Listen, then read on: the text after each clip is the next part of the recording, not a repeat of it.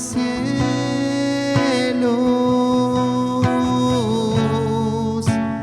abre los cielos hoy, aquí, abre los cielos,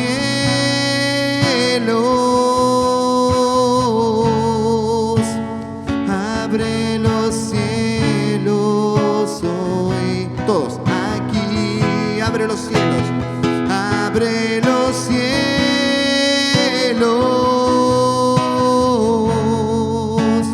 abre los cielos hoy, aquí, abre los cielos,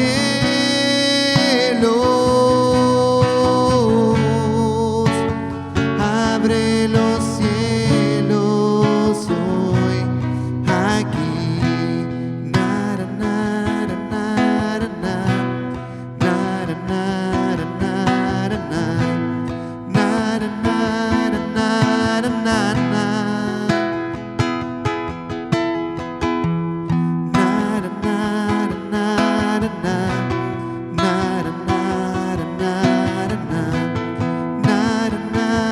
nara, nara, ¿quién puede entrar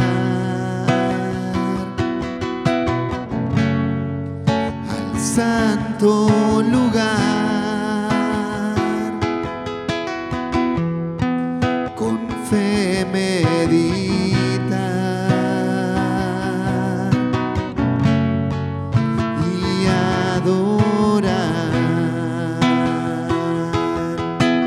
dejarse llevar, dejarse llevar por donde quiere el viento, por donde quiere el viento, nacer de tu aliento, nacer de tu aliento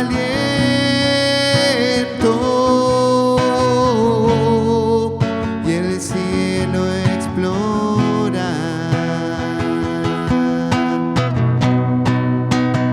verte vestido de esplendor, rodeado de poder, abre los cielos,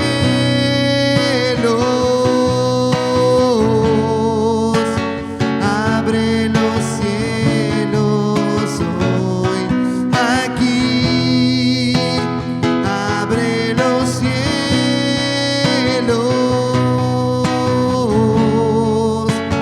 abre los cielos hoy, aquí, abre los cielos, abre los cielos,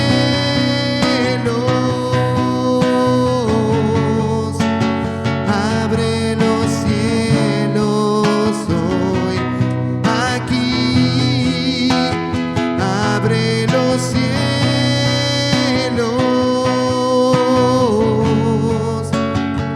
abre los cielos hoy, aquí. Nara, nara, nara, nara, nara, nara, nara, nara, nara, nara, nara, nara,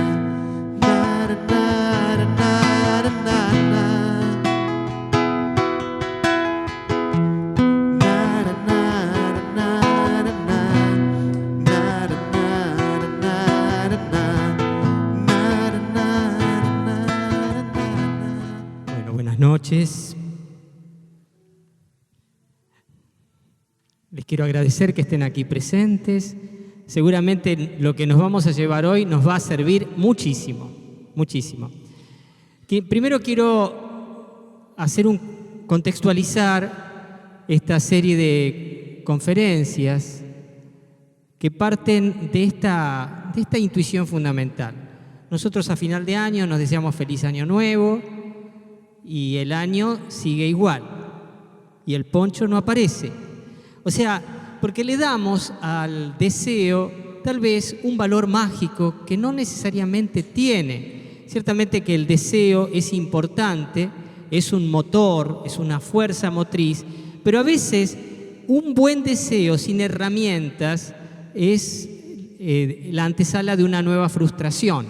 Por eso, en estas tres charlas, Hoy la tercera, la idea es llevarnos herramientas que nos salvaguarden los deseos de las frustraciones. Para eso vimos la primera charla, a principios de diciembre, vivir plenos, y donde el concepto fundamental era que nosotros somos los responsables de encontrar las fuentes o manantiales que nos llenen, ¿se acuerdan? Porque cuando estamos llenos, las mejores decisiones, las mejores oraciones, lo mejor de nosotros sale. En cambio, cuando estamos vacíos, generalmente nos vamos poniendo irritados, enojados, nada nos cae bien, y podemos incluso elegir comportamientos compensatorios que sean hasta riesgosos para nuestra salud humana y espiritual. Generalmente los jóvenes que se drogan o quienes recurren al alcohol es porque no se sienten llenos, tratan de llenar el vacío con más vacío. Ahí está el error.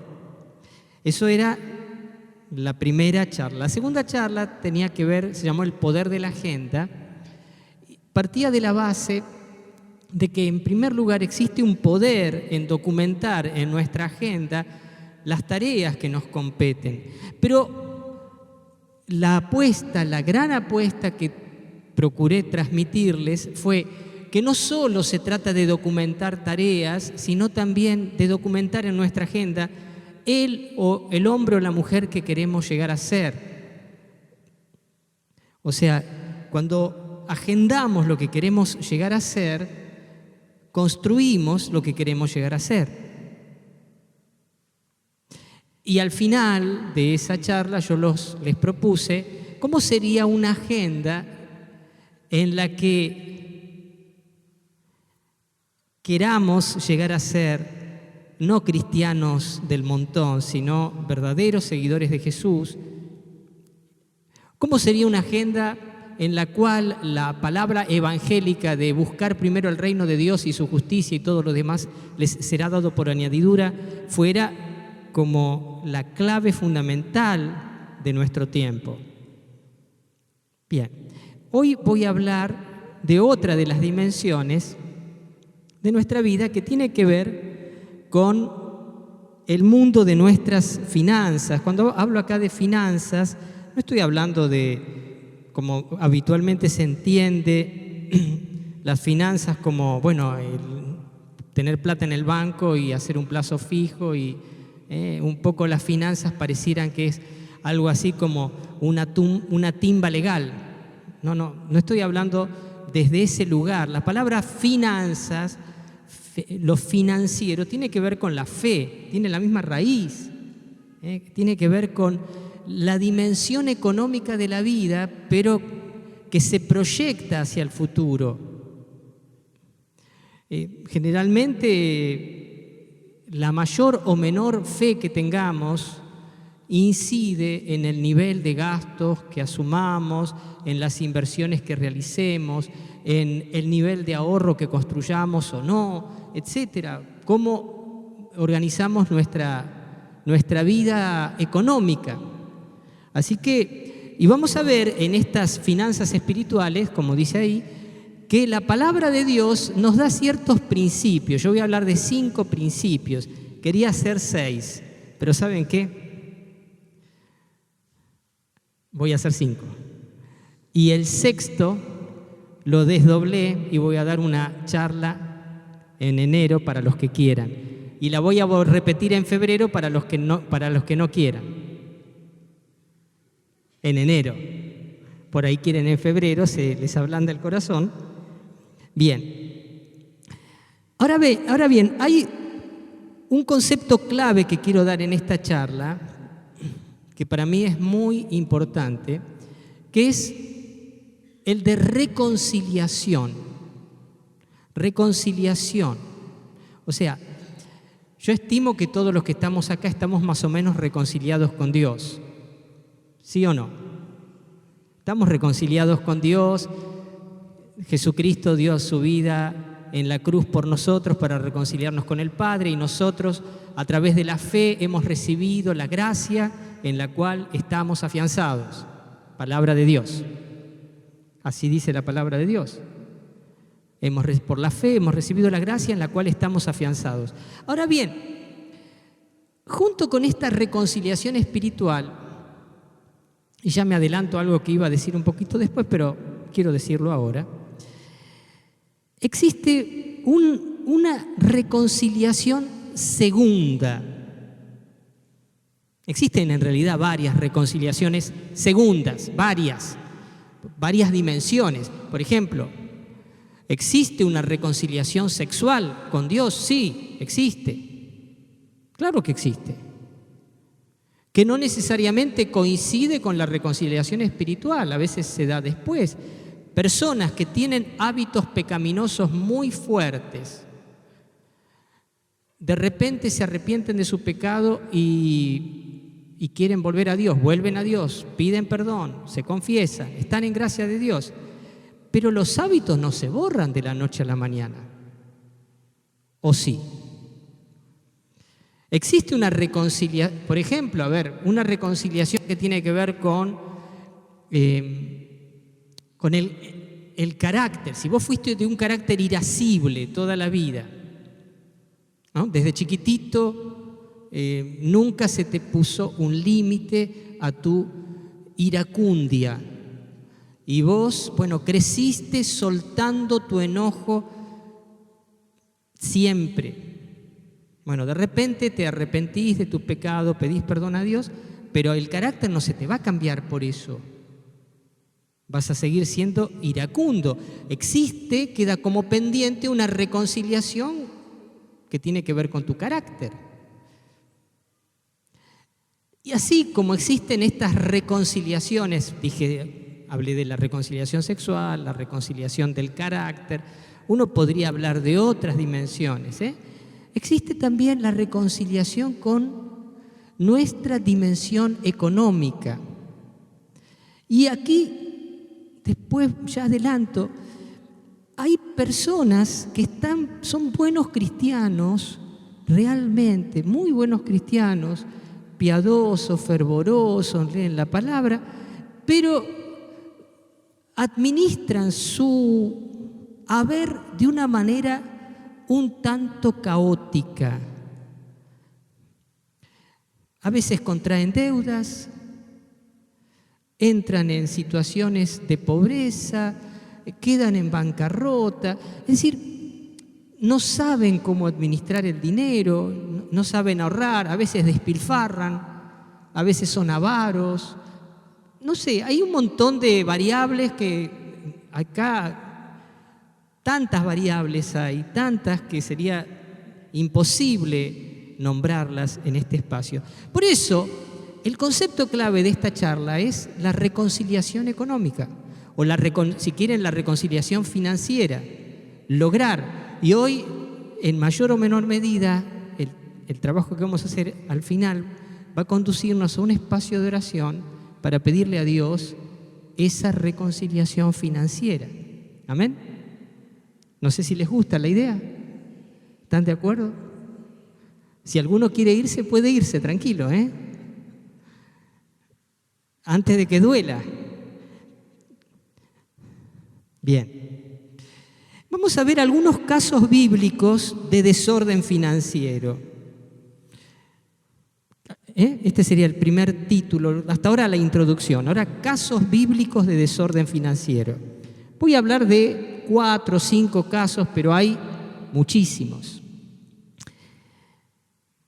Por ejemplo, voy a una de las primeras páginas de la Biblia, en contraposición con Abel. ¿Se acuerdan? El sacrificio de Caín y Abel. ¿Qué dice la palabra de Dios?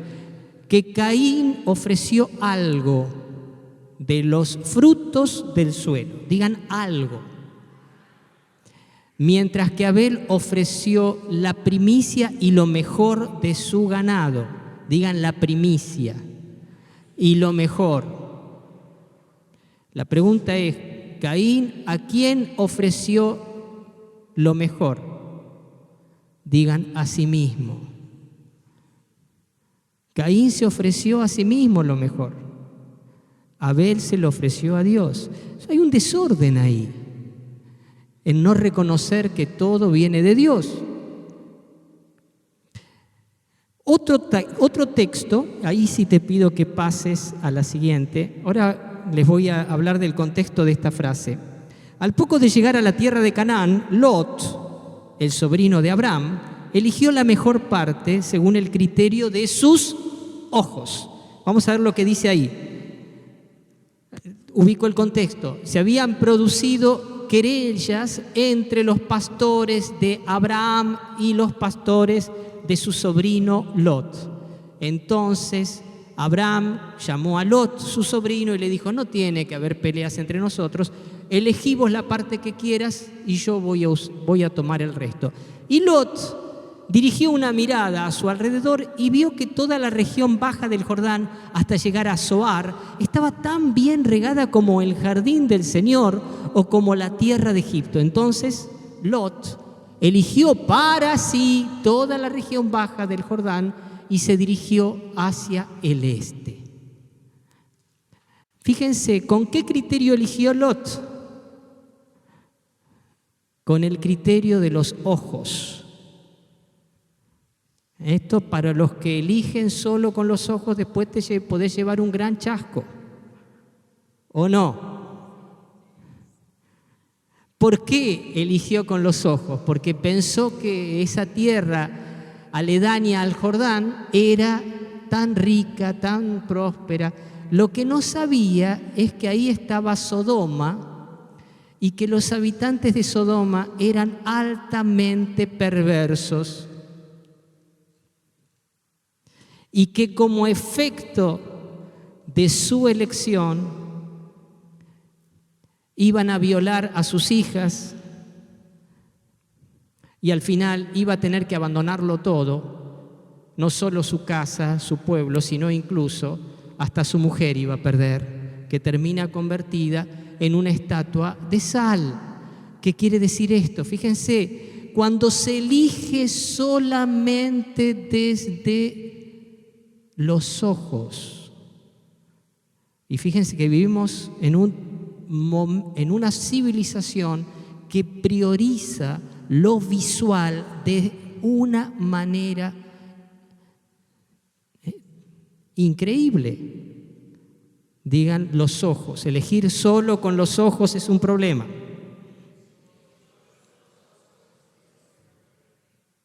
Vamos a dos textos más.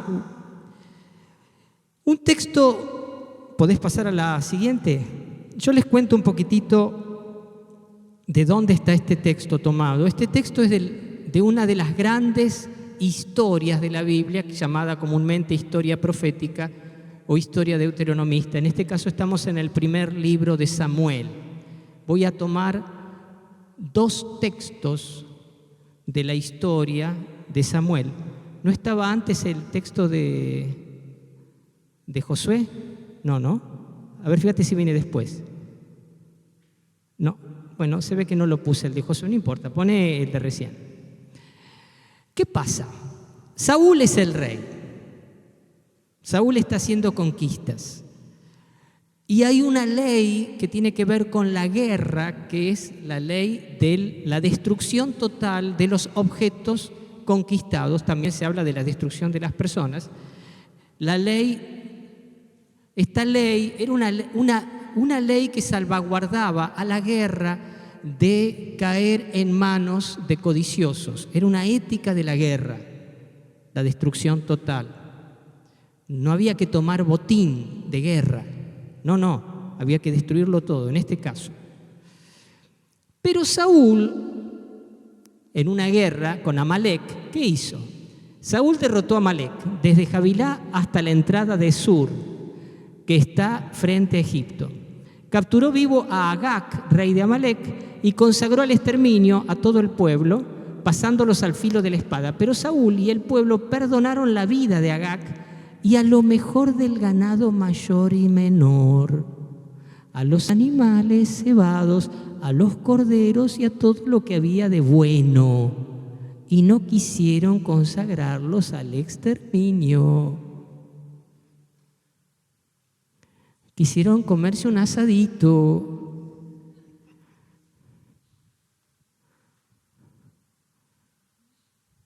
En cambio, exterminaron todo lo que era despreciable y sin valor. Es el mismo modus operandi de Caín.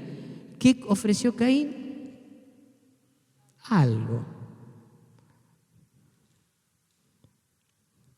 ¿Cuál fue el resultado de esta desobediencia de Saúl, rey? Dios no le renueva el contrato como rey. Seguirá siendo rey varios años más, pero ya no con la bendición de Dios. Fíjense que en el fondo de estas actitudes hay una relación conflictiva con la dimensión del tener. Tengo, pero quiero más, quiero más, quiero más, quiero más. Aún en contra de lo que Dios quiere. Amén.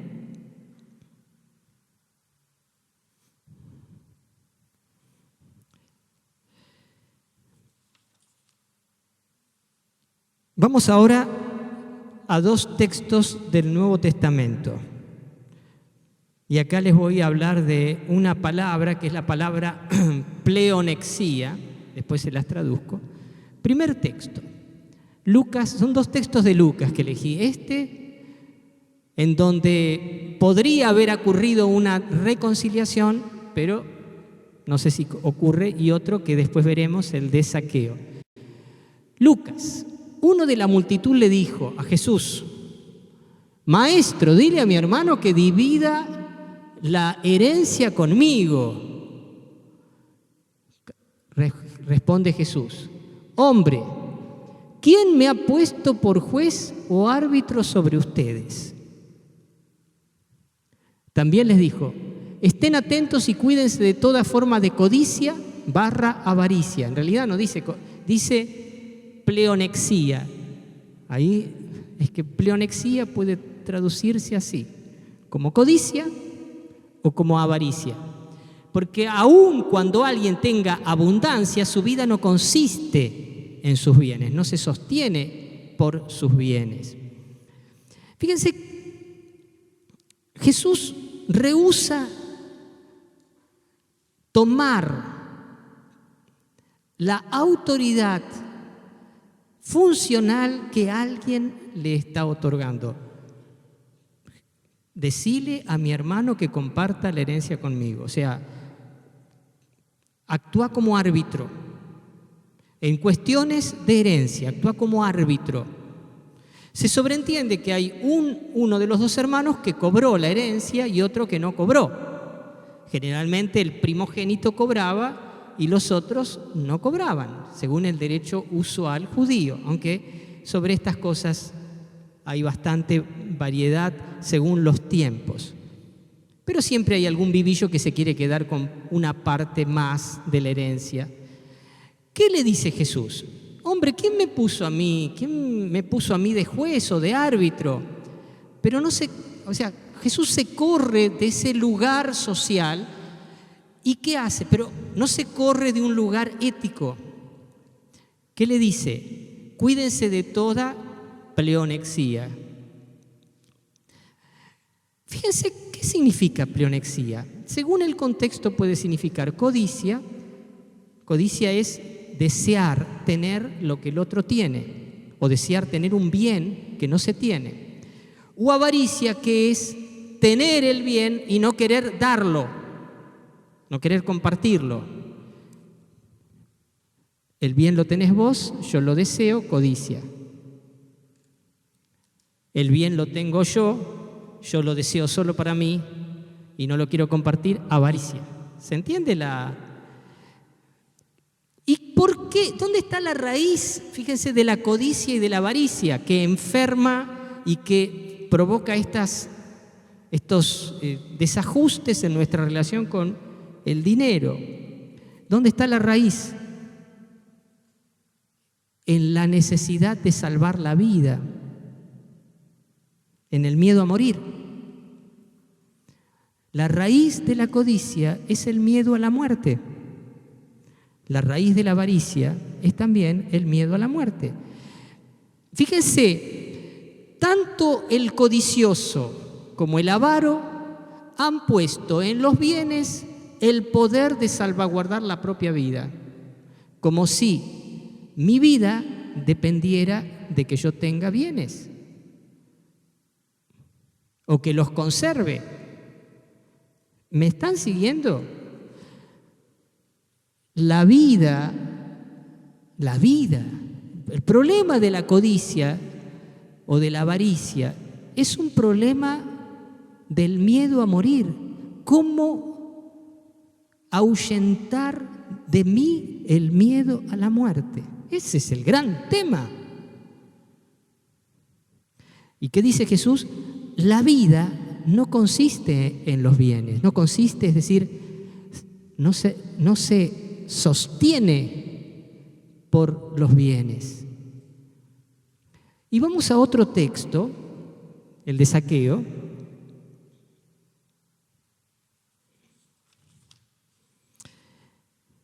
¿Ya lo pusiste? Cuando Jesús entró en Jericó, pasaba por la ciudad, y un hombre llamado Zaqueo, que era jefe de los recaudadores de impuestos y era rico, trataba de ver quién era Jesús, pero no podía a causa de la multitud, ya que Zaqueo era de pequeña estatura. Corriendo delante se subió a un árbol sicómoro y así lo podría ver, porque Jesús estaba a punto de pasar por allí. Cuando Jesús llegó al lugar, miró hacia arriba y le dijo: Zaqueo, date prisa y desciende, porque hoy debo quedarme en tu casa. Entonces él se apresuró a descender y lo recibió con gozo. Al ver esto, todos murmuraban: ha ido a hospedarse con un hombre pecador. Pero Zaqueo, puesto en pie, dijo a Jesús: Señor, la mitad de mis bienes daré a los pobres, y si en algo he defraudado a alguien, se lo restituiré cuadriplicado. Hoy ha venido la salvación a esta casa, le dijo Jesús, ya que él también es hijo de Abraham, porque el Hijo del Hombre ha venido a buscar y a salvar lo que se había perdido.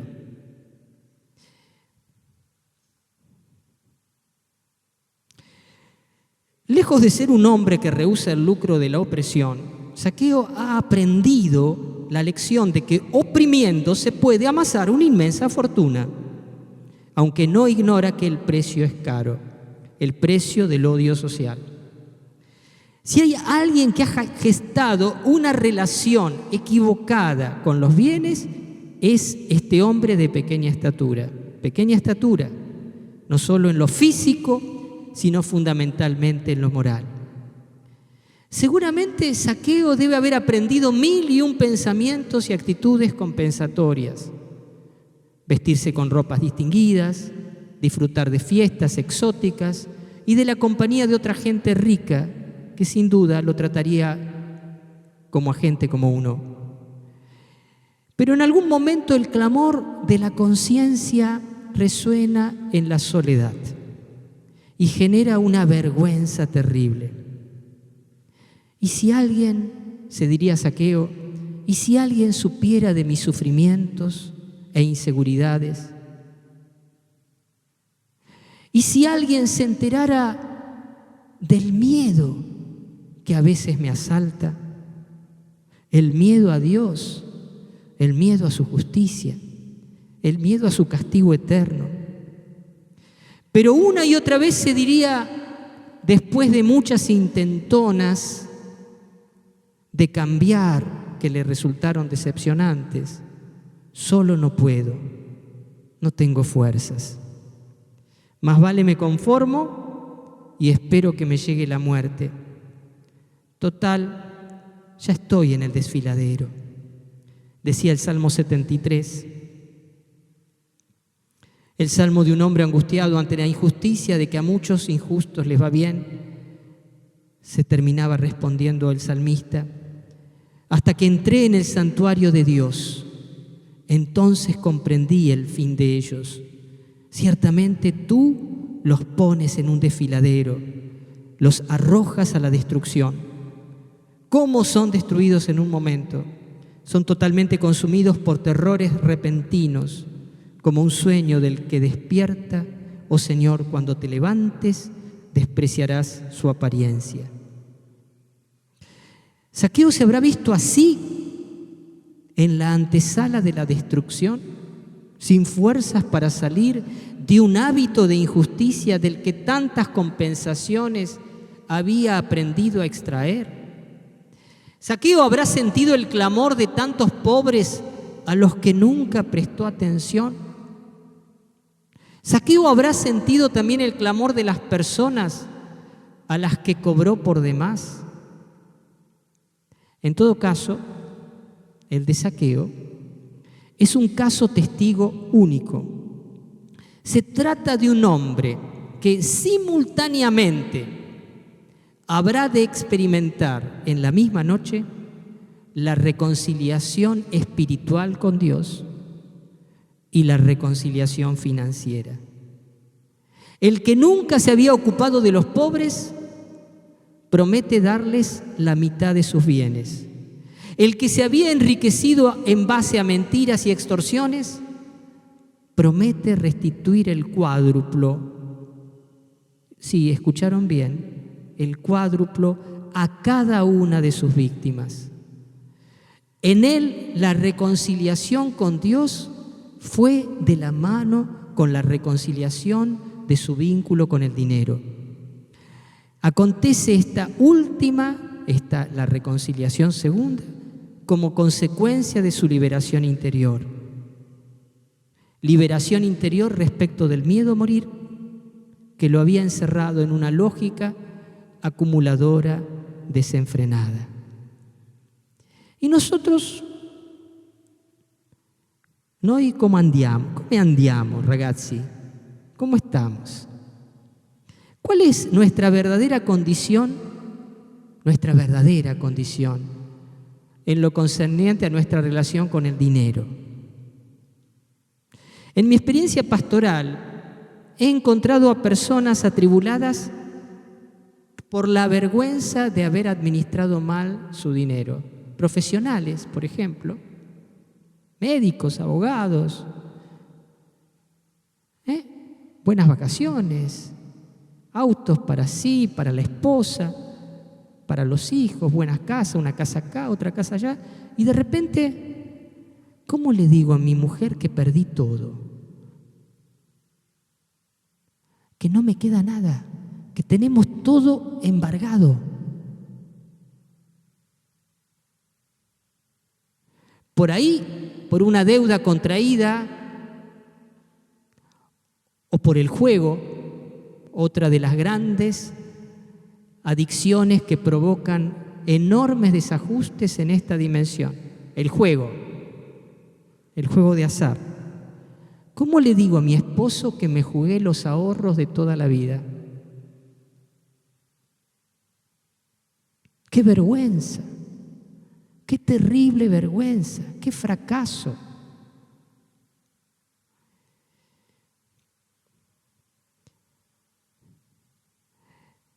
Vergüenza incluso acumulada. Una pregunta, ¿podríamos dar a conocer?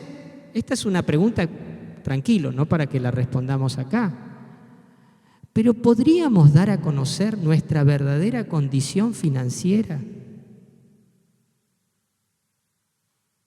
Fíjense que de estas cosas te cuesto non ci parla. Piensen cuántos esposos no les hacen saber a sus mujeres cuánto dinero ganan. Y podríamos decir al revés. ¿Hay algo enfermo ahí? ¿O no?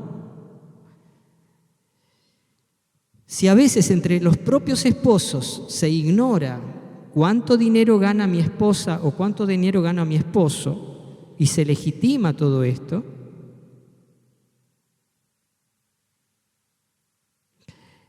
y si nos consideramos pobres, por ahí es el otro extremo.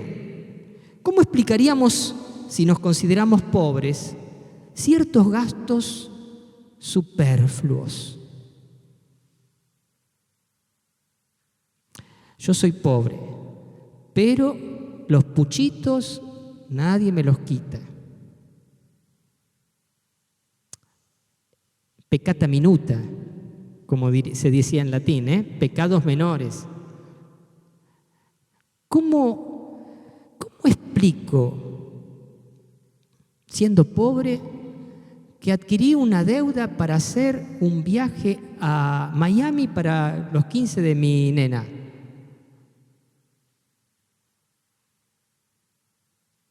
Estoy hablando de quienes se consideran pobres, no de quienes se consideran capacitados para emprender un gasto así. ¿Cómo explico? ¿Qué hay en mi mente que me hace pillar por encima del mingitorio de esa manera? Perdón por lo de mingitorio.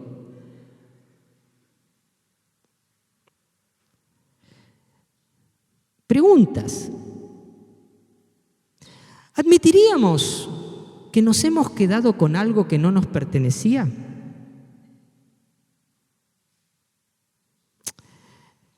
Bueno, son una resma de papel, me traje de la oficina, pero es para las hojas de catequesis.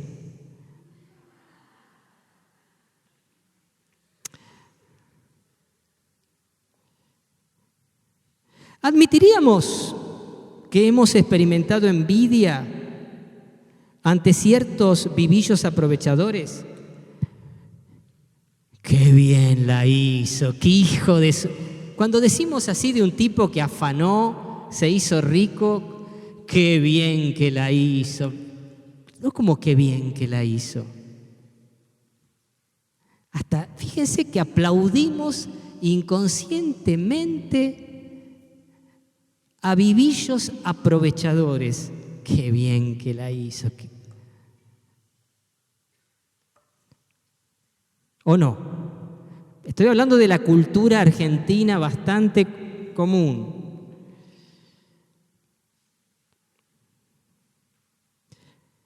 Hay un test que no falla. ¿Me permiten que lo haga?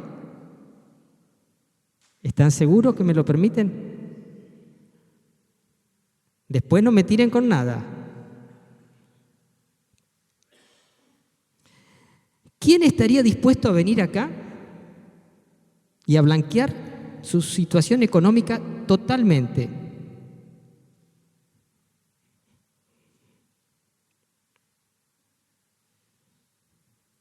Si hay zonas que considerás de riesgo, es porque todavía en esa zona no ha llegado la reconciliación.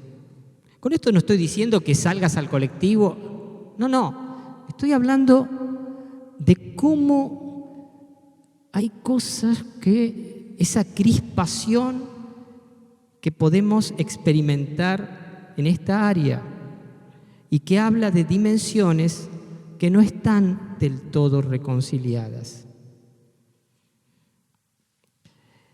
Pregunto, ¿el poder de Dios ha quebrado el poder del dinero en nuestra vida? Porque el dinero es un poder.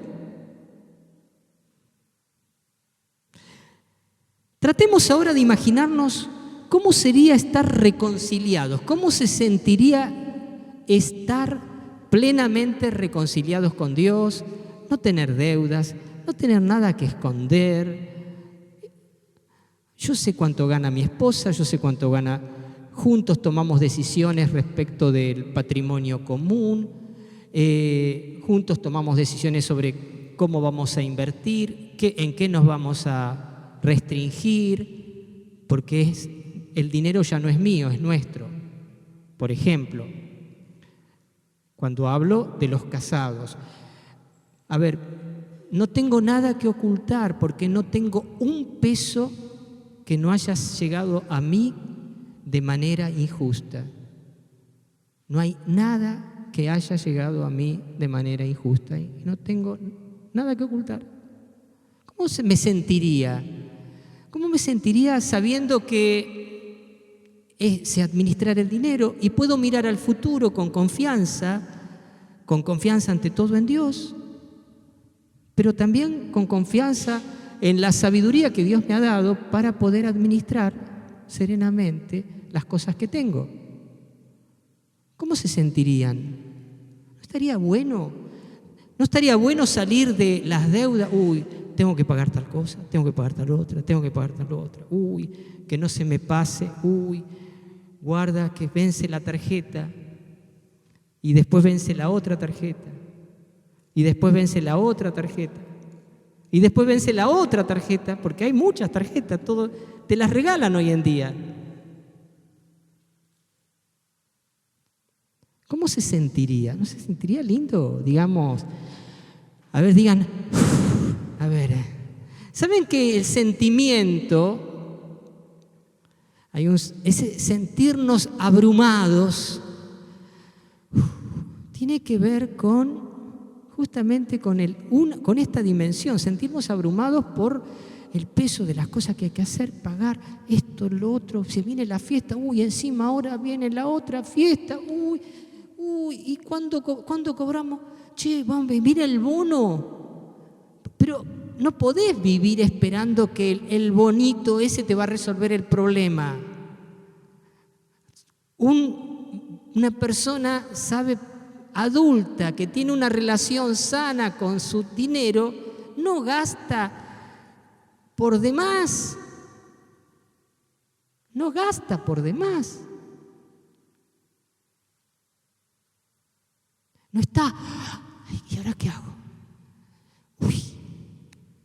Uy, ¿y ahora qué hago? Esa sensación de preocupación abrumante tiene que ver con los desajustes económicos, en general. La pregunta entonces es, ¿cómo acontece la reconciliación financiera?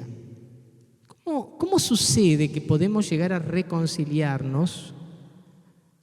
¿Cómo sucede que podemos llegar a reconciliarnos con Dios en esta dimensión? ¿Me preguntan cómo? ¿Cómo sucede? Y sucede más o menos análogamente a cómo sucede la reconciliación espiritual. Y entonces viene la pregunta, ¿y cómo sucede la reconciliación espiritual? ¿Cómo sucede? Pues bien, hay un texto que te pido que lo pongas ahora, Hechos capítulo 16, del 28 al 31. Les cuento un poquito la historia. Pablo y Silas estaban en Filipo. Pablo y Silas estaban en Filipo. ¿Qué pasa? En Filipo los magistrados, ignorando que ellos eran ciudadanos romanos, los castigaron, los molieron a palos.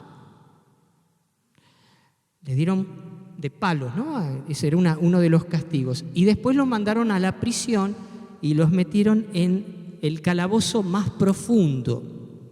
A medianoche, Pablo y Silas cantaban cánticos y salmos. Y de repente se produjo un gran milagro. El milagro fue que se abrieron todas las rejas. Se liberaron todos los presos. Se abrieron las rejas, se desabrocharon los grilletes de los pies, de las manos. El carcelero se despertó y viendo todas las rejas abiertas, y pensando que se habían fugado todos los presos, tomó su espada para hacerse el harakiri. Se iba a suicidar, porque si no se suicidaba lo iban a matar a él.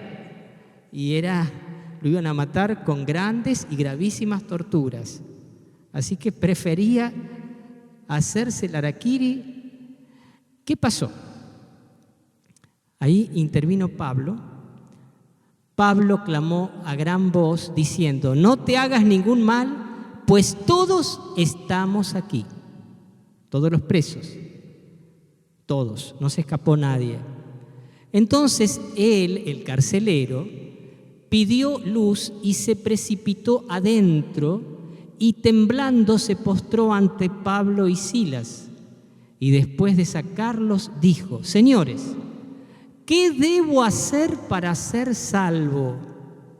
Ellos le respondieron: cree, digan cree en el Señor Jesús y serás salvo tú y toda tu casa.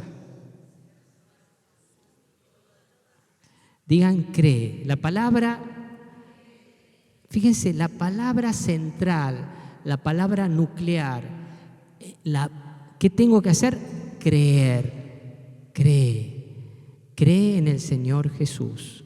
Cree en el Señor Jesús. Y así como la reconciliación espiritual ocurre a través de la fe, también esta reconciliación financiera ocurre a través de la fe. Entonces yo voy a tomar 5 principios de la palabra de Dios. No es que no haya más, hay más. Y les hablé de un 6º que lo voy a dejar para una próxima charla. 5 principios de la palabra de Dios. A ver, vamos a ver cuál es el primero. Creo que todo lo que tengo me ha llegado de la amorosa mano de Dios. Digan, creo.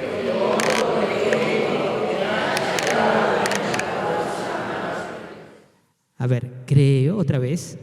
Creo que todo lo que tengo me ha llegado de la amorosa mano de Dios. ¿Lo creen? Todo. O sea, la ropa que tenés te ha llegado de la amorosa mano de Dios.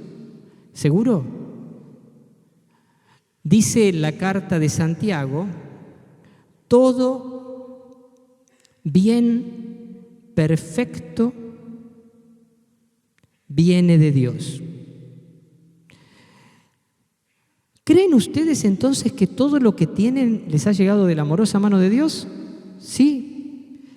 Hay gente, sin embargo, que cree que todo lo que tiene lo ha conquistado con sus fuerzas. A mí nadie me da nada. Si yo no laburo, a mí nadie me da nada. Mucha gente dice así. Si yo no usara mi inteligencia, no tendría nada de lo que tengo. A mí, ¿qué Dios ni qué Dios? Mi Dios son mis manos. ¿Qué Dios ni qué Dios? Fíjense cómo este principio que parece tan obvio, sin embargo, choca con criterios muy arraigados en la cultura. ¿Ustedes creen que han alcanzado su situación gracias a su esfuerzo, trabajo, inteligencia? Y si yo no hubiera estudiado, este título no lo tengo por nada, ¿eh? No, ojo. Interesante. Sobre todo acá veo que hay muchos profesionales, muchos universitarios. Tenemos títulos que nos acreditan, que nos dan un rol social, que nos permiten acceder a trabajos. Fíjense, y no digo que esté mal que los tengamos, pero ¿creen que el título lo obtuvieron solo porque ustedes estudiaron? ¿Porque se rompieron el trasero estudiando? Porque si lo creo, ¿y quién me dio la salud para estudiar? Y la fuerza y la motivación. ¿Quién me hizo nacer en una familia que me pudo pagar los estudios? ¿O pienso que también eso era algo que lo conquisté yo? Este principio nos baja a la tierra y rompe los globos de autosuficiencia que sobre todo las personas que podemos haber tenido la posibilidad de estudiar y de acreditar títulos podemos llegar a tener. Pero esto valdría también para quien ha recibido una herencia importante. A ver, si yo empecé la carrera de la vida con 2 o 3 casas. No es lo mismo si la empecé la carrera de la vida alquilando.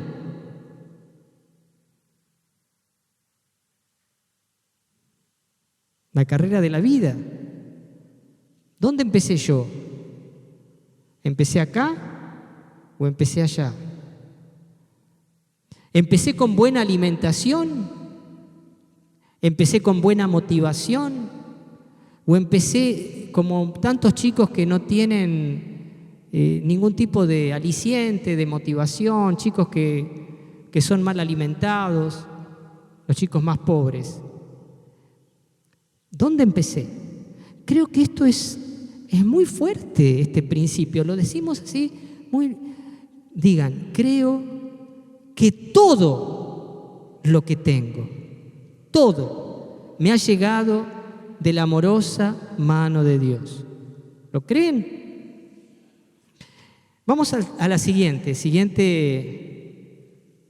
presentación. Vivir gozosamente en el nivel de provisión que Dios hoy tiene para mi vida. Digan.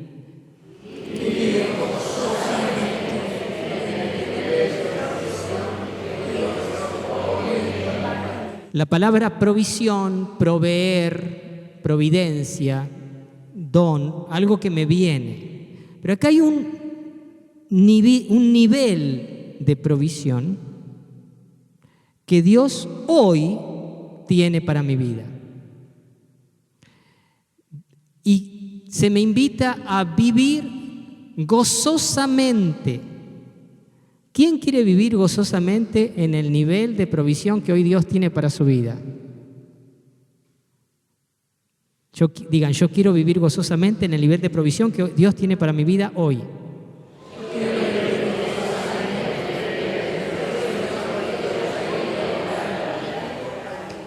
Decía San Pablo en la carta a los Filipenses, capítulo 4, digan, sé vivir en pobreza. Esto es entre paréntesis, vivir humildemente. Y sé vivir en prosperidad. Fíjense, a veces Pablo se encontraba en un nivel de provisión de pobreza. Y a veces se encontraba en un nivel de provisión de prosperidad. Y sé vivir en un nivel y en otro nivel. Sé vivir, no lo dice el texto, pero podría yo añadir, sé vivir gozosamente en ese nivel. En todo y por todo he aprendido el secreto tanto de estar saciado como de tener hambre, de tener abundancia como sufrir necesidad, porque todo lo puedo en Cristo que me... Entonces, primer principio, digan, creo que todo lo que tengo me ha llegado de la amorosa mano de Dios.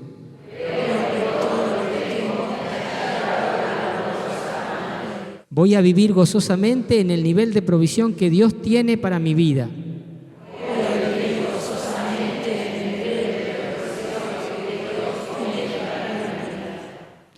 Alguien reconciliado con Dios acepta gozosamente el nivel de provisión que Dios tiene en su vida.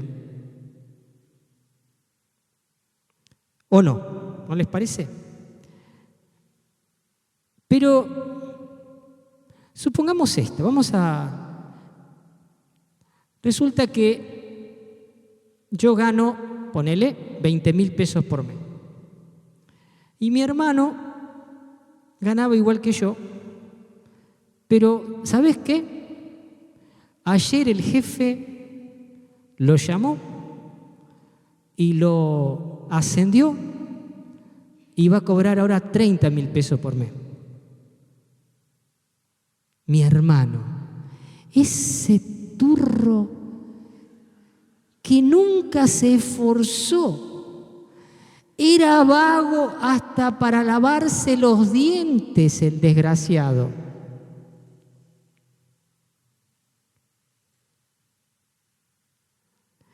Y lo promovieron a él. Y yo, que siempre, nunca le dije que no voy a hacer un mandado a mi mamá, nunca. Yo que estudiaba hasta los domingos. A mí, el jefe no me llamó.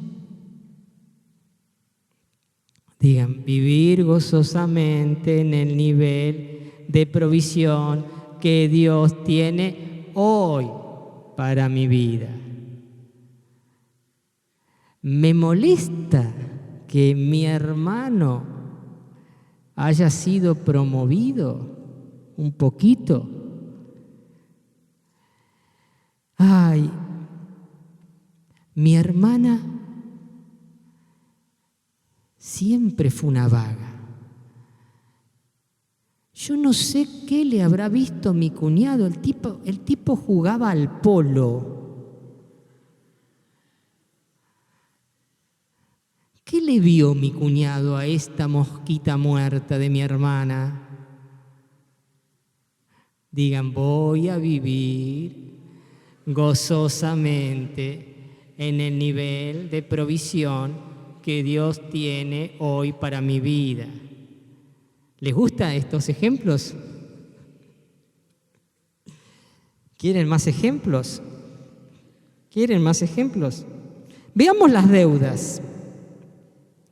Contraer deudas. Digan, contraer. ¿Qué es contraer deudas? Es pretender un nivel de provisión superior al que Dios tiene para mi vida. ¿Qué es contraer deudas?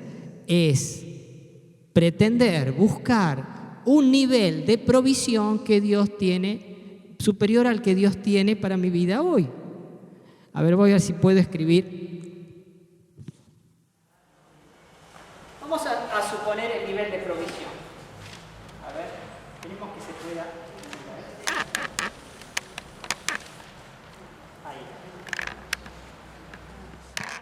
El nivel de provisión no es una línea recta. Negro está. Bueno, ahora el negro lo voy a usar y el rojo también. No es una línea recta. El nivel de provisión puede ir subiendo, puede ir bajando. Hay estaciones más prósperas y hay estaciones más austeras. ¿Sí o no? Cuando vivo en el nivel, cuando estoy gozoso y acepto el nivel de provisión, generalmente yo me manejo un poco por debajo del nivel de provisión en mis gastos. A ver. Dejo aquí un margen. Dejo un margen. ¿Se sigue?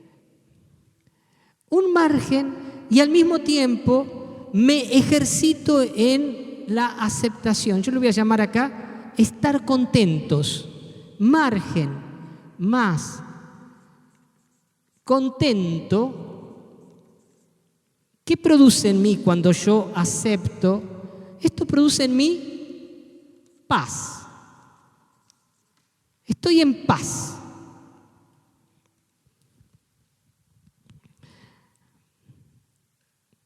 Ojo, este es el nivel de provisión.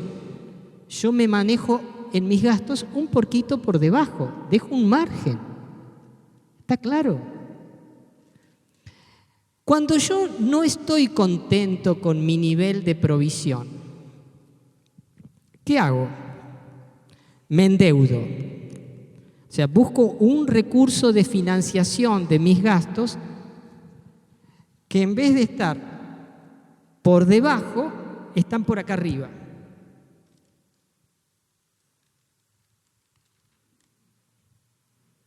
Entonces, ¿cómo subo de acá hasta acá? Contrayendo deudas.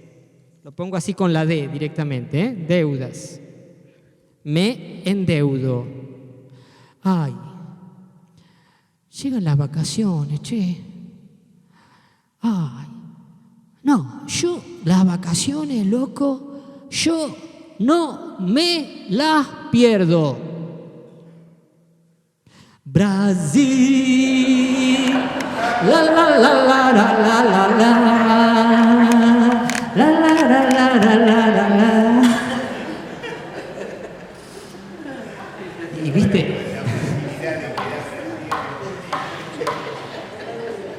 Así. 18 cuotas, loco. No, ¿cómo nos va a perder? Son 18 cuotas sin interés. La, la, la, la, la, la, la. Ya estoy pensando en ir a Brasil, ya me pongo contento.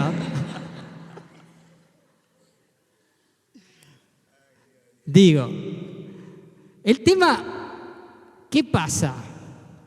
El tema que pasa es que en algún momento, pero la farra acabó sábado cuando la cuenta llegó. ¿Se acuerdan de esa canción? Noche en la ciudad, sábado. Bueno, estamos todos. Hasta la hermana se la sabe esa. Mirá que la hermana era una santa desde chiquitita, ¿eh? Hasta la hermana se la sabe. Digan, voy a vivir gozosamente en el nivel de provisión que Dios hoy tiene para mi vida. Amén. Fíjense que con respecto a este tema de las deudas, yo he visto esto, ¿no? en esta relación enfermiza. Hay gente que contrae deudas para pagar las deudas. Porque una vez que estás endeudado, ay, lástima que no está en la cárcel donde yo trabajo, tengo 2 asistentas para las tareas administrativas y hacer los movimientos. El otro día, una de ellas, yo la escuché porque estaba pidiendo un préstamo en esos prestamistas, ¿viste? Por teléfono, está pidiendo un préstamo en esos prestamistas usureros que te prestan así nomás, ¿no? Pero que después, chácate. Che, digo, ¿por qué no usás la tarjeta? No, porque las tengo inhibidas, porque estoy en el veraz, por una deuda que no pagó antes. Entonces yo no puedo pedir préstamo. Bueno, al día siguiente, o a los 2 días, se vino con un cambio de look. Marcela, había habido la peluquería de Marcela, ¿no? No, un cambio de look, pero no la reconocía, ¿viste? No sé qué cosa se hizo que pelito por pelito se ató. Bueno, no era en extensión, era otra cosa de... ¿Cortina se llama? Una cortina, bueno. No importa. Y dice, vino, ¿y cómo me queda? Muy bien, te queda muy bien, ¿viste? Realmente le queda muy bien. Y después, sí, porque me costó 5.000 pesos.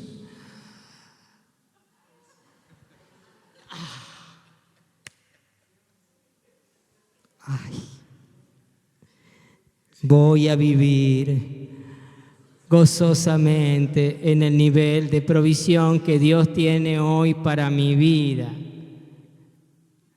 Se gastó 5 y encima los pidió prestado. De esos 5.000 pesos va a tener que devolver como 10.000 o 15, no sé en cuánto tiempo.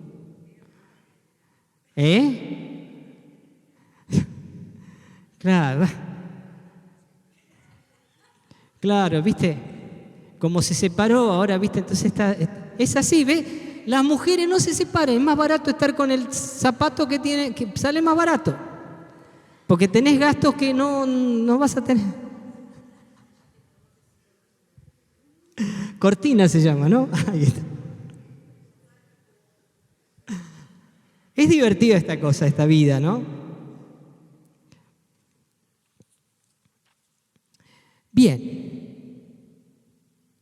¿Qué provoca las deudas? ¿Saben lo que significa tomar deudas? significa vivir en una situación de esclavitud, porque el deudor de alguna manera es esclavo de aquel a quien le debe. Pues bien, ¿cómo se termina esta historia de las deudas? En algún momento uno tiene que decir, chicos, basta. No puedo seguir tomando deudas. Hay gente que toma deudas a través del gasto irresponsable a través de tarjeta de crédito. ¿Viste la historia esta de que, claro, porque la tarjeta de crédito te da una sensación de omnipotencia, porque vos vas con esa cosita y fa, y fa, y fa, y fa, y fa, y ahí no pagás nada, y fa, y fa, y sí, a fin de mes, sí, pero se dan cuenta cómo a veces también hay una cuestión así de ilusión, media rara, media loca. Bien, hay que cortarla con las deudas. ¿Y saben qué? Es muy importante, sobre todo los que son padres y abuelos acá, que son la mayoría, padres y abuelos, hay que enseñar la cultura de deuda cero. Hay un momento en el cual tenemos que decir, deuda cero. En nuestra familia nos manejamos sin deudas. No estoy hablando de comprar una casa, porque más vale que para comprar una casa propia vas a tener que recurrir muchas veces a un crédito hipotecario. Pero a ver, los créditos hipotecarios por definición son créditos blandos. Estoy hablando más o menos. En Argentina últimamente ningún crédito es demasiado blando, pero estoy diciendo en la medida de lo posible hay que cortarlas con las deudas. ¿Amén? Bien, vamos al punto siguiente. Punto siguiente. Voy a honrar a Dios dando el primer diezmo de mis entradas para sus propósitos en el mundo. Dice la palabra de Dios, Proverbios capítulo 3, del 9 al 10, honra al Señor con tus bienes y con las primicias de todos tus frutos. Entonces tus graneros se llenarán de abundancia y tus lagares rebosarán de vino nuevo. O Malaquías 3:10. Traigan todo el diezmo a la casa del tesoro para que haya alimento en mi casa. Y pónganme ahora a prueba en esto, dice el Señor de los ejércitos, si no les abro las ventanas de los cielos y derramo para ustedes bendición hasta que sobreabunde. Pues bien, quiero detenerme un poquitito acá en esta parte, porque mucha gente cuando se habla del diezmo siente culpas. ¿Por qué? Porque poca gente cumple este precepto bíblico. Así que, primero, si alguno siente culpas, tranquilos, ahora estamos en una sala libre de culpas. Porque la culpa, en vez de ayudarnos a trabajar, nos traba y nos paraliza. Así que nadie sienta culpas por no haber dado el diezmo. Nadie, absolutamente nadie, por favor. Porque la cuestión del diezmo no es una cuestión de cumplimiento, es una cuestión de fe. Para entender este tema, no hace falta matemáticas, hace falta fe. Creer esto, creer que si Dios nos pide el diezmo es un bien para mí.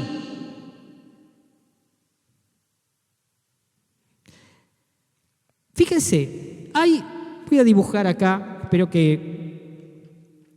Hay como dos grupos de personas, ambos cristianos, como dos grupos de personas con respecto a este tema. Está el grupo de los cristianos que piensan que para llegar de A a B, esta línea. A, B significa, a ver, ¿qué significa este segmento? Puede significar para llegar a fin de mes, para llegar a realizar mis proyectos, para llegar a concretar mis metas. Pónganle esto, ¿no? Hay personas que piensan que para llegar a fin de mes, para llegar a concretar mis metas, para llegar a concretar mis deseos, para concretar tal viaje, para comprar tal casa, para lo que sea, necesito el 100% de mis ingresos. ¿Estamos? Es una cuestión. Necesito, ¿dónde dejé el papelito? Acá. Necesito el 100% de mis ingresos. Hay otro grupo de cristianos que dicen que para llegar a B, de A B, necesitan el 90%.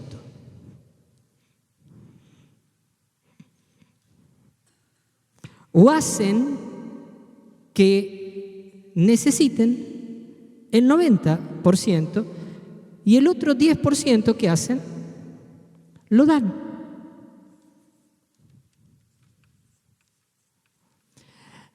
Pero este grupo, sin querer o queriendo, de alguna manera, no solo alcanza B,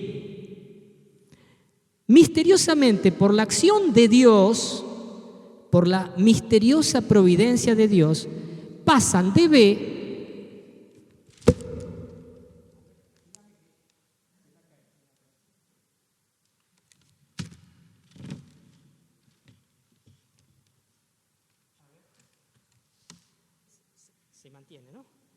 pasan de B a C. ¿Me están siguiendo? Es interesante que cada grupo, tanto el grupo que piensa que necesita el 100% como el que piensa que necesita el 90%, piensa que el otro grupo, que los otros cristianos son unos tarados. Este da el diezmo, es un tarado. ¿Y saben qué? Los que dan el diezmo piensan de los otros que también son unos tarados, porque se pierden esa realidad superabundante que podríamos llamar lo sobrenatural en sus vidas. Ese lugar descrito como C es el lugar de bendición, de favor. Y quiero contarles que son muchísimas las personas que dan diezmo y que podrían dar testimonios hermosos al respecto. Pero hermosos no solo en que ha aumentado para ellos la provisión de Dios, sino ha aumentado el gozo, la salud, las oportunidades, la alegría en el matrimonio, hasta el nivel sexual.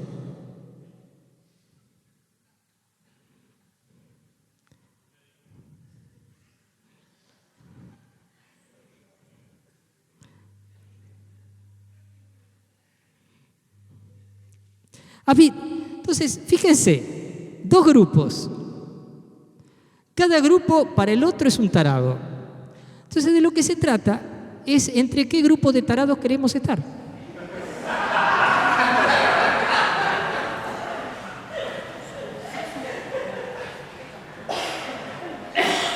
Yo ya sé qué grupo elegí, ¿eh?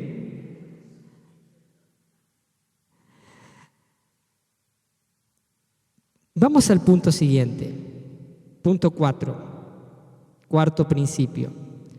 Ahorraré para emergencias, para oportunidades futuras y para mis años de ancianidad. A ver, queridos chicos, grandes, hay que encontrar algo, o sea, yo no puedo gastarme todo. Tengo que aprender a ahorrar un poquito. Claro, me dicen, acá en Argentina no podés ahorrar en pesos, pero bueno, comprate $10. ¿Alguien se arrepintió de haber comprado dólares en el pasado? Nunca bajó el dólar. Ahora no hay que hacer ninguna manganeta para comprar dólares. No es ilegal. Digo, por ejemplo, hay una de las características de la gestión económica de esta parroquia. Nosotros ahorramos algo del dinero. ¿Ustedes en algún momento de los que son de José Mármol vieron que hemos pedido dinero para la obra? ¿Escucharon que hemos pedido dinero para cambiar los reflectores?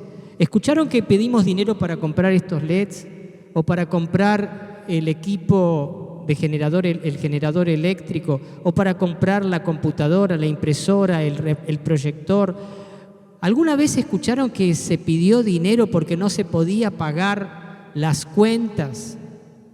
Nunca, porque administramos con la sabiduría del ahorro.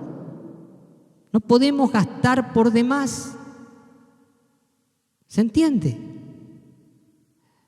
El día que yo tenga que pedir a la comunidad, bueno, muchachos, vamos a hacer una colecta extraordinaria, les pido que pongan cada uno por lo menos 100 pesos o lo que puedan para pagar tal cosa, ese día es que hemos hecho algo mal. Algo hemos hecho mal.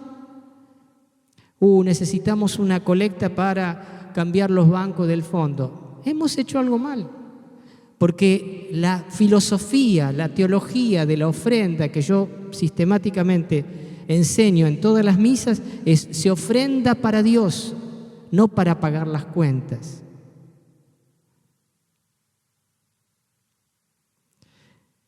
Dice Proverbios, en capítulo 6, del 6 al 8, fíjate en la hormiga, perezoso, observa sus costumbres y aprende a ser sabio.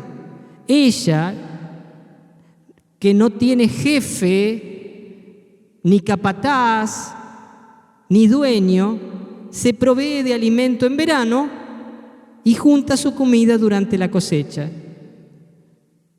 Puede haber inviernos que nos toquen, quedarse sin trabajo, una enfermedad.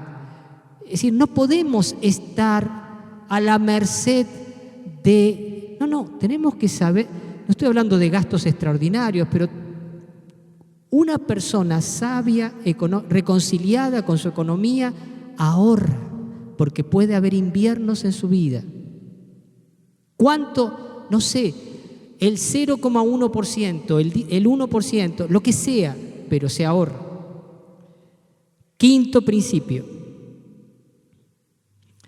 Viviré cada día con mi oído abierto al cielo, pronto a responder a cada susurro que venga de Dios, que se refiere a mis recursos. Digan, viviré cada día con mi oído abierto al cielo, pronto a responder a cada susurro que venga de Dios, que se refiera a mis... Cuando estamos en esta dimensión espiritual, es decir, Dios puede pedirnos. Yo voy a contar un testimonio que nunca lo conté, pero como sé que se hizo público, lo sé gracias a vos, Raúl, porque nadie lo sabía, sino solamente mis padres, que casi me matan. Yo me acuerdo, tenía 15 años, me habían regalado un Seiko japonés, made in Japan. Y cuando, les cuento, ¿no? Había ido a confesarme, 15 años. Y el sacerdote me dio como penitencia que diera una limosna. Y ahí me vino, una limosna no puede ser algo que me sobre. Me acordé del Evangelio, me vino esa palabra, una limosna. Si dan lo que les sobra, ¿qué hacen de extraordinario? Y lo único que tenía era ese reloj. Y me acuerdo que encontré a un ciruja y se lo regalé. Después casi me matan en casa. Pero digo, fue del Espíritu. Y ese fue el primer reloj que regalé. ¿Por qué? Porque Dios sigue pidiendo que regale relojes. o computadoras. Nunca me pidió que regale mi auto hasta ahora, pero me lo puede pedir.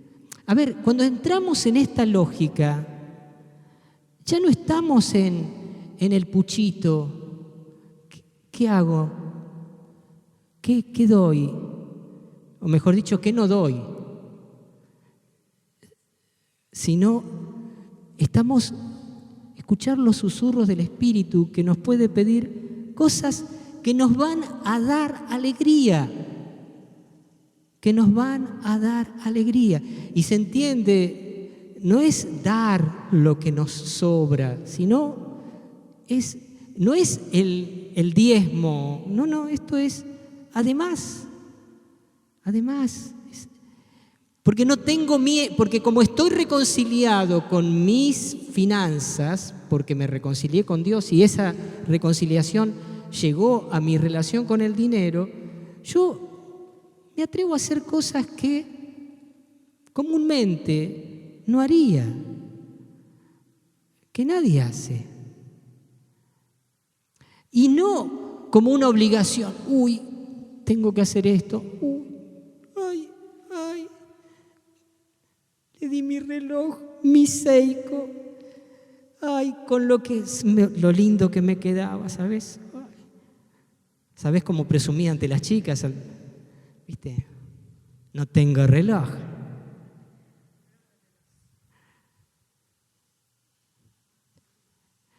¿Qué digo?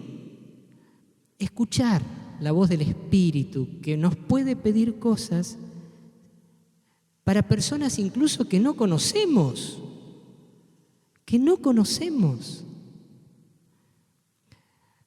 Sobre estas cosas yo no hablo por pudor y porque no quiero perder la bendición de dar que no sepa tu mano izquierda lo que hace tu derecha. Pero estoy seguro de que, hablo de mis testimonios, pero estoy seguro de que acá hay mucha gente que ha dado muchísimo, que ha escuchado la voz del Espíritu y ha dado muchísimo más de lo que el mundo consideraría prudente. Muy bien, vamos ahora a hacer un momentito de oración. Y mientras hagamos este momento de oración, Mariano va a cantar una canción. Vamos a ir pasando. Están estas mismas después, Mariano, así que no te preocupes. Estos 5 principios los vamos a ir reafirmando con nuestra propia fe.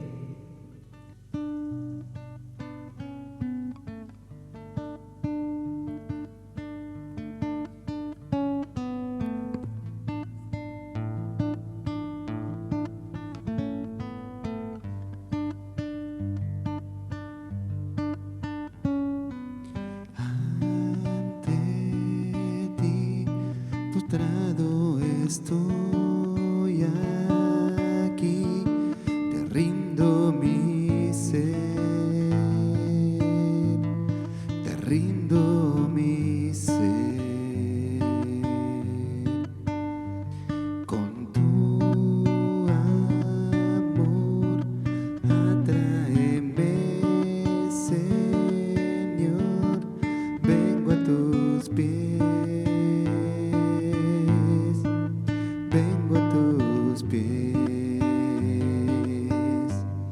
A ti me rindo.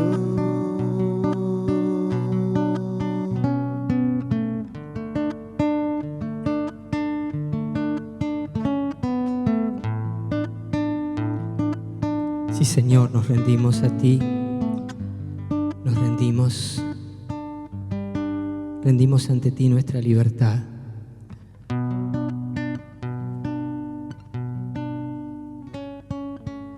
Creo que todo lo que tengo me ha llegado de la amorosa mano de Dios. Digan conmigo, creo que todo lo que tengo me ha llegado de la amorosa mano de Dios.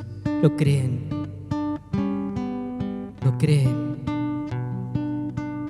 Rendimos entonces ante el Señor esta certeza. Todo lo que tengo me ha llegado de la amorosa mano de Dios.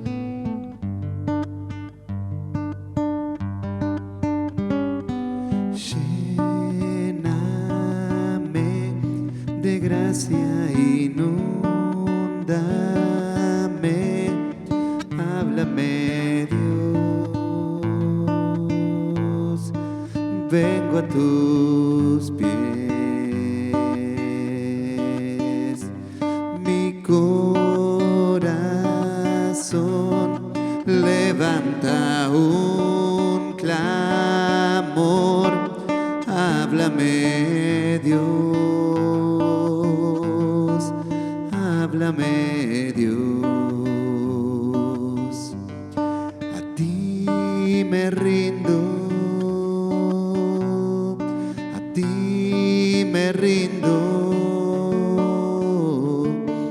Te quiero conocer, más de ti conocer.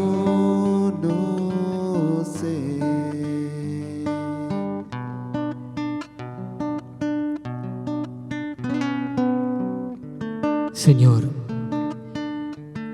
viviré gozosamente en el nivel de provisión que tú hoy tienes para mi vida. ¿Creen esto?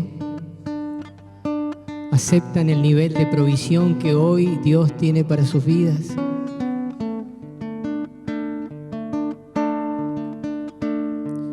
A ti me rindo, a ti me rindo. Te quiero conocer, más de ti conocer. A ti me rindo, a ti me rindo. Te quiero conocer, más de ti conocer.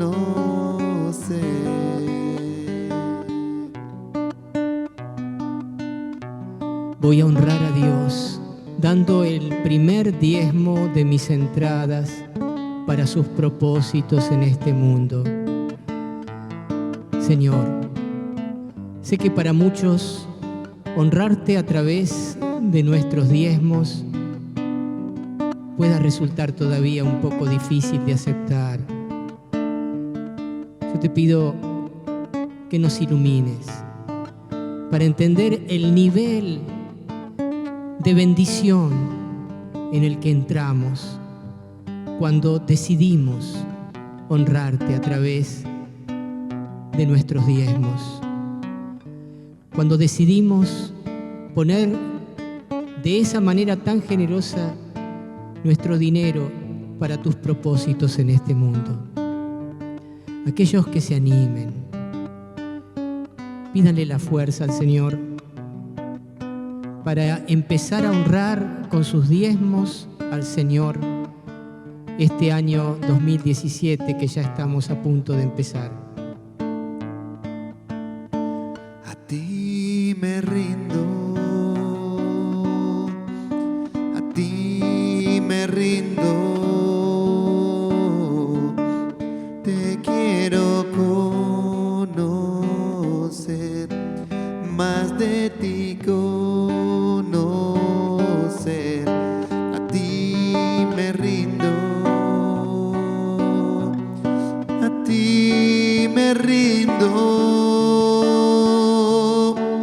Te quiero conocer, más de ti conocer.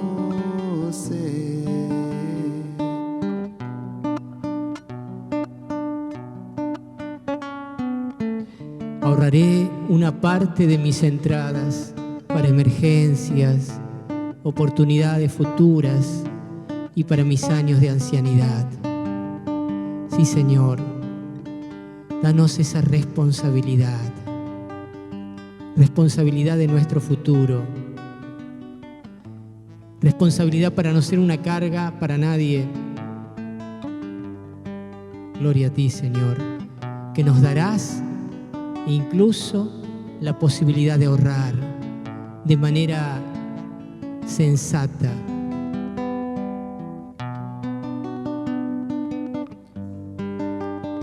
Con tu aliento, Dios, sopla en mi interior. Cumple, Señor, tu voluntad en mí. Con tu gran poder, muévete en mi ser. Cumple, Señor, tu voluntad en mí. Sí, Señor, cumple tu voluntad en nosotros. Y por fin, viviré cada día con mi oído abierto al cielo, pronto a responder a cada susurro que venga de Dios, que se refiera a mis recursos. Gracias, Señor, porque abres mi oído para que pueda dar y asemejarme cada vez más a ti, que eres puro don. Que nunca cierre mi oído, Señor, a ningún clamor de hermanos necesitados. Que nunca cierre mi oído a ninguna necesidad. Como dices tú en el Evangelio, no me apartaré del que me necesite, del que necesite pedirme prestado algo. No cerraré el oído ni a los demás ni a ti. Gloria a ti, Señor. Con tu aliento, Dios, sopla en mi interior. Cumple, Señor, tu voluntad en mí. Con tu gran poder, muévete en mi ser. Cumple, Señor, tu voluntad en mí. Con tu aliento, Dios, sopla en mi interior. Cumple, Señor, tu voluntad en mí.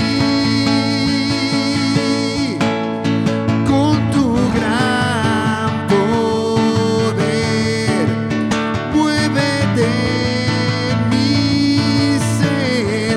Cumple, Señor, tu voluntad en mí.